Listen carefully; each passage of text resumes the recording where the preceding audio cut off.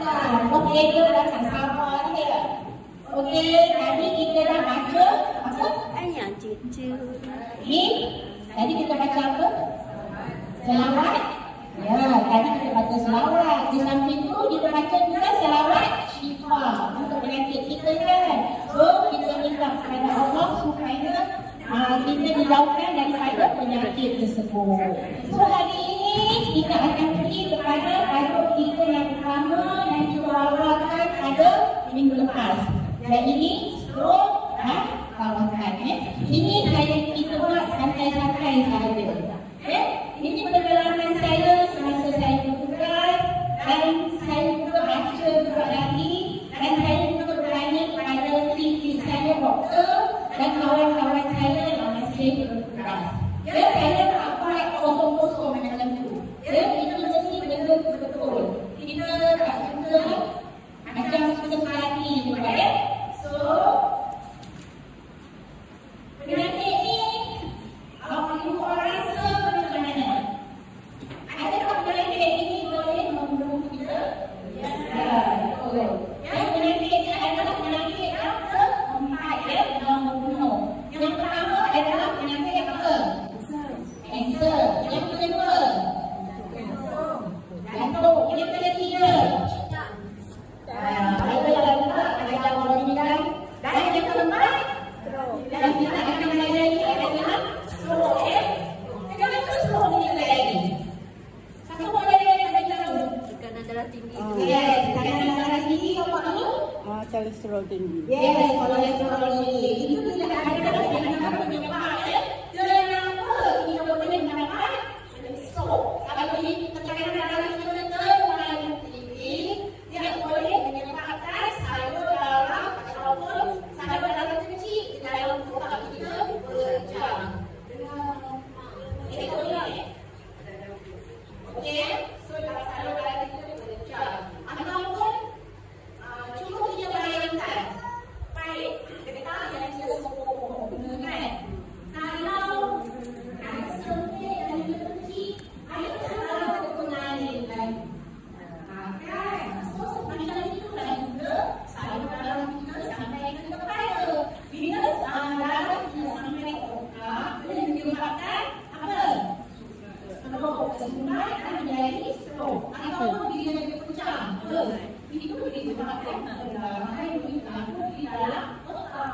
So terdapat dua jenis stroke. Yang pertama yang saya sebut tadi, salur darah yang sempit. Yang kedua apa tadi? Stroke yang ada pendarahan kan. Bila dia sempit, lama-lama dia akan pecah.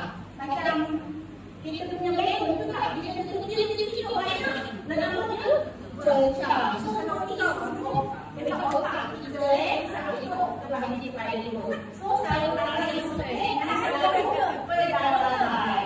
Okey. Kalau tangan kenapa?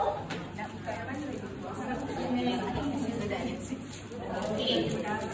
Nak bagi makan okey, sekarang makan kenapa pelakunya? Okey. Okey, kita santai-santai yang satu. Okey. Sekarang kita pergi kepada kita awal dia berlaku dekat rumah. So dekat rumah. Dalam beberapa hari ini ada siapa yang sakit kepala tak? Tidak ada. Kadang-kadang. Okey.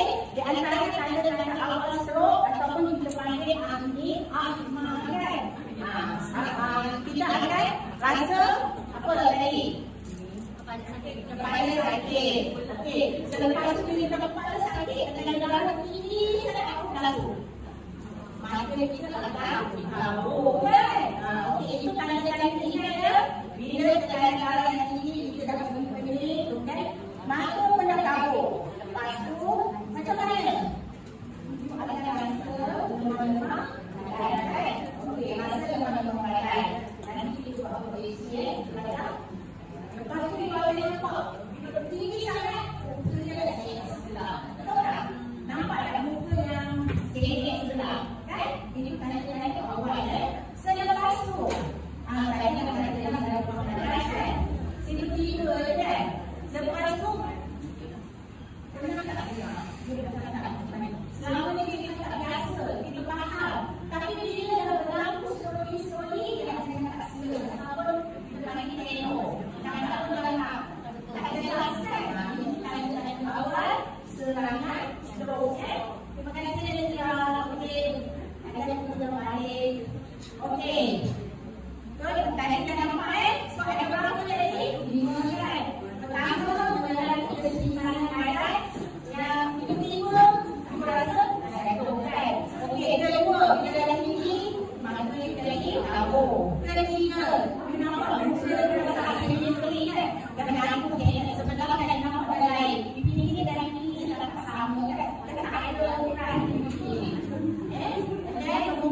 teman anggota tangan. Tangan yang atas, sedangkan tangan yang di atas. And then tangan kaki ini elbow. Dia dalam masa bulan ini kita akan belajar. Okey. Hari ini kita akan belajar okey, sampai pada cakap kan. Okey, sekarang kita belajar akronim dia pula Okey. Tadi saya kata B. B apa? B is Adam. So bahagian dia seimbang. Dia rasa yang itu tak mungkin memori yang pada Adam is the first. And then second, yang kedua akan rasa mana kau. Yang ketiga, apa dia rasa? Muka. So muka. Ingat muka. Yang keempat, A apa? Tangan dia tak sama tangan. Okey, yang kelima S. S ni dia cakap pula arrow tetap pasing And then last time. Time dia dah berlaku habis. So akronim ni mesti ingat dalam keluarga berlaku. Ingat B. So now B fast. Akronim adalah B fast. Setiap akronim ada benda balance. And then E tabung. Maka sudah tabung. Last muka. Muka ni sudah tak sama. Tak sama terlihat. Dan ini tangan. Tangan dah tak boleh nak angkat kata mulai rumah. S apa slur. Slur apa cakap elbow. Dia letak lancar. Slur. Slur And then this time. Masa. Bila berlaku cakap pergi ke hospital. Berada dalam accident. Okey. So kau boleh ikut. Boleh tak faham? Saya boleh baik. Saya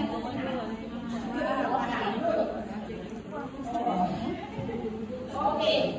Bila dah berlaku macam ni, kita ada proses. Benda-benda ni mesti berlaku dalam masa 4,5 jam. Dalam masa 4,5 jam mesti berpindah panas. Sebab kita sayur dalam tu nampak dia dah gelap. Punya sayur paik tadi kan? Sayur paik dah blok-blok. Mungkin dalam masa itu tak betul-betul lagi baik. Dia akan mencairkan yang punya kolesterol lemak-lemak ni. So darah pun ni bergerak dengan panas kita otak dan sebabkan isi otak mati. Boleh tak Okey, dalam masa 45 jam ataupun 49 jam. So dalam masa itu mungkin di pesakit boleh diselamatkan, tetapi kalau 4 ni ataupun bila salur darah kita ni dia bergerak dalam satu hal. Jika dekat sini dah keluar dengan kolesterol, dengan lemak-lemak, dia akan jadi sempit. Bila sempit, doktor akan masukkan stent. Ataupun kita panggil satu wire, dia akan masuk bina stent ni yang punya salur darah yang sempit, dia akan buka. So, dia boleh masuk balik ke otak ini. Boleh? Ini selanjutnya dalam 8 hingga 10 minit. Okey 8 hingga 10 minit. Dekat hospital saya dia tak mahu bagi kerja. Private tadi. Value tu boleh berada seperti ini.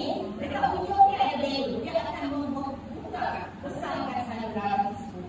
Tetapi sebelum nak buatkan prosedur ini, doktor akan lakukan penjelasan. Dia akan buat CT scan ataupun MRI. Okay? Dari sini doktor akan nampak dekat mana pendarahan berlaku dan dekat mana ada blood clot. Dan dari situ biasa sekarang kalau boleh simpan duit, mana lah tahu kan? Benda ni Okey. Bayar dulu. Kalau tak hospital saya dia tengok dulu ada baru dia panggil. Kalau ada risiko yang besar ataupun dia main dia tengok ada baru prosedur yang dibuat. Okey. Takkan itu boleh ya?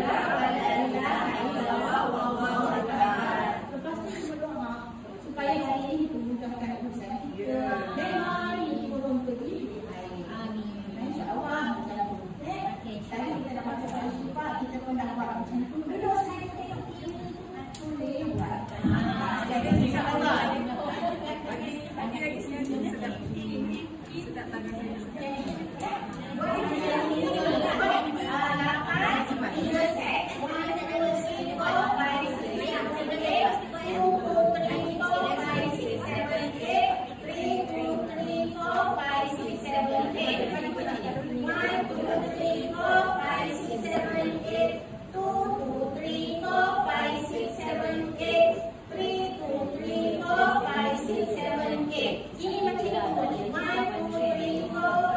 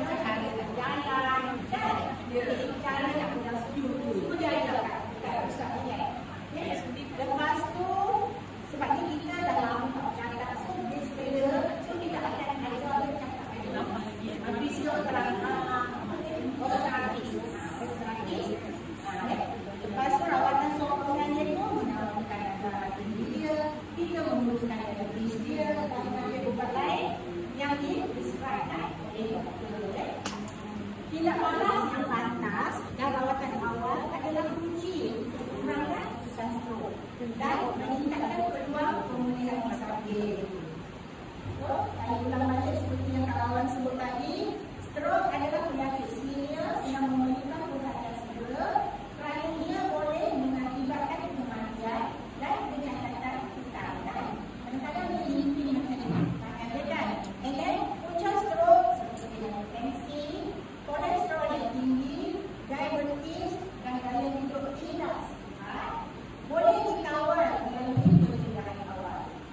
Mengenali gejala dan tanda stroke dapat membantu menyelamatkan nyawa. Pembenahan neurosurgical dan teknologi terkini memainkan peranan penting dalam rawatan dan pemulihan stroke. Pencegahan melalui diagnosis